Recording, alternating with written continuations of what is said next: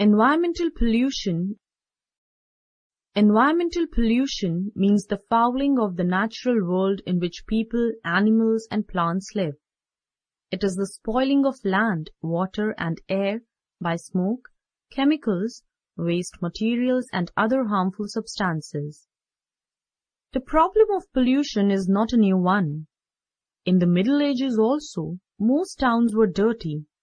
Water supplies were foul, and diseases spread very quickly. But then, the main cause of the pollution was ignorance and illiteracy. Now, these causes have been removed to a great extent. Yet, the problem of pollution still exists.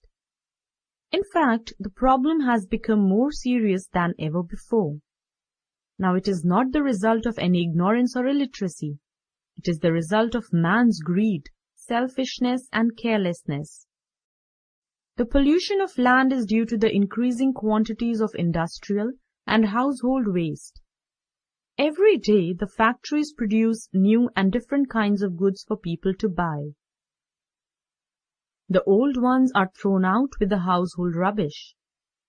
Burning this refuse pollutes the air. Dumping it in rivers and seas pollutes the water. Tipping it on land makes an unpleasant sight and also takes up much valuable space. Getting rid of plastics is particularly difficult.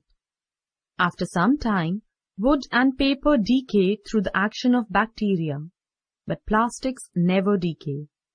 The more we throw away, the more litter is produced. Look at any garbage dump. In addition to vegetable scraps, paper, and broken glass, you will notice a considerable amount of plastic material such as shampoo bottles, bags, worn-out slippers, and the like. Vegetable scraps and paper are biodegradable, but glass and plastics continue to accumulate and pollute the environment. Plastic is often taken for food by birds, animals, and fish, leading to their death. It also chokes our sewer pipes, and then the dirty, smelly water starts flowing out of manholes. In the year 1971, a curious case of land pollution came to light in the New York State of America. In the neighborhood of famous Niagara Falls, there was an old canal called Love Canal. The dry bed of this canal was used as a dump by a plastics and chemicals company during the 1940s and 1950s. Then the land was filled in and capped with clay. Houses and a school were built there. In 1971, poisonous chemicals, such of which could cause cancer, were seen leaking through the clay. Love Canal became a terribly dangerous area to live in, and people had to move away. Over $20 million had to be spent in stopping the leaks. The world's oceans have been used as dustbins. Millions of tons of rubbish is being dumped into the seas every year, harming marine life. If too much sewage is poured into the seas, lakes, and rivers from sewers, the water can no longer dilute it. All the oxygen is used up and the fish die.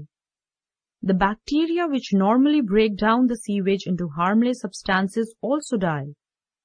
Only harmful bacteria which do not need air remain, and these become the cause of disease. Smoke from factory chimneys and exhaust fumes from motor vehicles pollute the air and cause many deadly diseases. Chemicals in the air combine with moisture to make acids. These acids eat away stone and bricks and thus damage buildings. Pollution is also caused by fertilizers and insecticides used by farmers. Chemicals in the fertilizers may be washed from the soil into rivers. Then in water, they can make algae grow so fast that the river can get choked and kill all life in it. The use of pesticides also can be very harmful. Pesticides are poisonous chemicals used to kill harmful pests. Plants sprayed with pesticides are eaten by animals, and thus they take the poison into their bodies. People who eat the flesh of these contaminated animals can get many dangerous diseases. Ridding our world of pollution is an unimaginably big task. Anti-pollution measures are often unpopular and unprofitable, so many governments and big companies are slow to act. People like the idea of reducing pollution, but not when it affects their way of life.